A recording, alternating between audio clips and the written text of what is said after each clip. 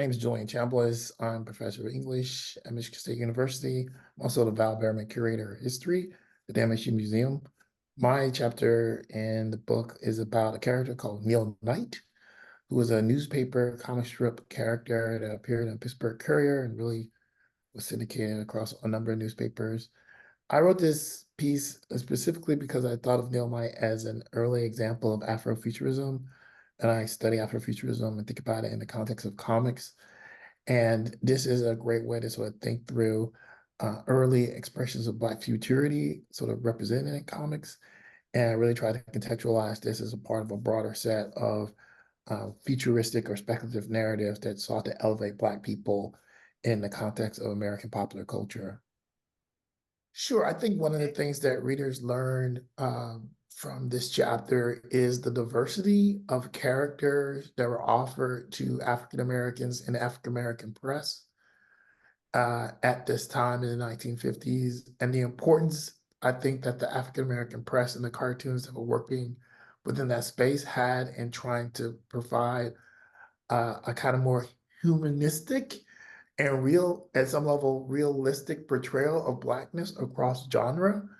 One of the things that stands out for Neil Knight is that he offers a kind of character that seems at some level unexpected for what we understand for the period, but within the space that it's being created for, is something that's very sort of normalized. So in a weird way, you have a character that's very much like a kind of Buck Rogers character, a space adventure character, but he's also placed alongside other kinds of genre characters in the same sort of like inset, right? So there's a detective character, there's humor characters, there's all these things.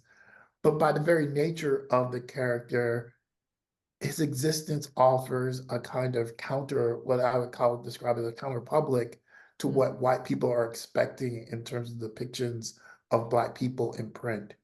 And, you know, from an Afrofuturist standpoint, and I really sort of approached this as a kind of exploration of Afrofuturism, there's an element of recovery to let people know that these kinds of images were available and presented to Black readers by Black people in a way that's very normative. And normative here is normative in the sense they get to participate in the kinds of genre entertainment that are available to other people, but they're not demeaned in that genre entertainment, right? Yeah. But they also have the opportunity to imagine a kind of futurity, a kind of Black futurity that's really, I think, very much associated with what comics do when they're sort of thought of in Afrofuturist space. So if you think about earlier examples of really sort of revolutionary comics, and before this, like all Negro comics, they often have like this sort of mixed genre. You have Black characters doing things that are not out of character for what comics could do, but because they're a Black character, you have these unique moments of insight and at some level revelation for a reader who doesn't always get the chance to see those things. So with Neil Knight, you get that same kind of transformation. And it's even more complicated because I think the character is positioned for a middle class reader, because I often think of newspapers and we often so position newspapers as middle class reading. And he's positioned with, as I say, a diverse set of comic narratives, right? So there's politics on the page, there's humor on this page, and you have this character who starts out, as you can see here, as a kind of World War II era character that is, involved in adventures, almost like a kind of like a Mike Roper, which is a character I always think of when I think about like sort of like adventure kind of comic strips Okay. from my own experience as a kid. To become a more sci-fi character who's fighting aliens and rescuing princesses and using the skills of a fighter pilot, using his military background, but in the context of like being a figure of liberation and defense. And then later on in the same storyline, exploration, where he starts to explore different things that are in the context of the strip. So it's a really revelatory, I think, opportunity for people who just don't understand the complexity of comic readership that's offered to Black people by Black publishers and the ways that they try to really feed what you would expect to be a kind of normal demand for storytelling that could be had for Americans at the time. So we see here on this slide a picture of Neil Knight once the strip made the shift from sort of like you mentioned, the World War II era to going into outer space.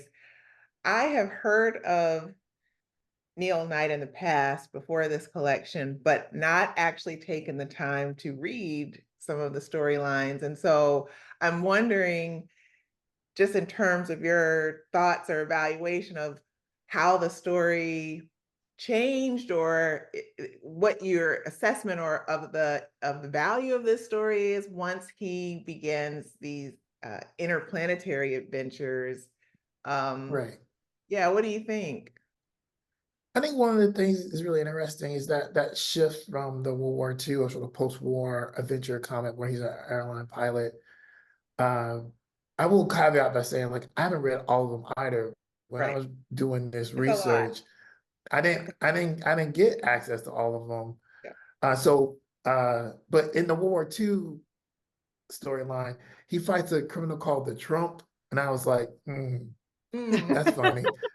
And then he makes the jump to the sort of space, and why they made that jump, I sort of imagined a possible explanation in an article, and partly is it just about popularity. If you think about the 1950s science fiction, post-war sort of space adventures, that's super common. So obviously, moving the character into that landscape is not that shocking, right? Like It's Buck trendy. Rogers, yeah, it's trendy. Yeah, And what the comics always are, they're trendy. It that's doesn't right. matter, you know.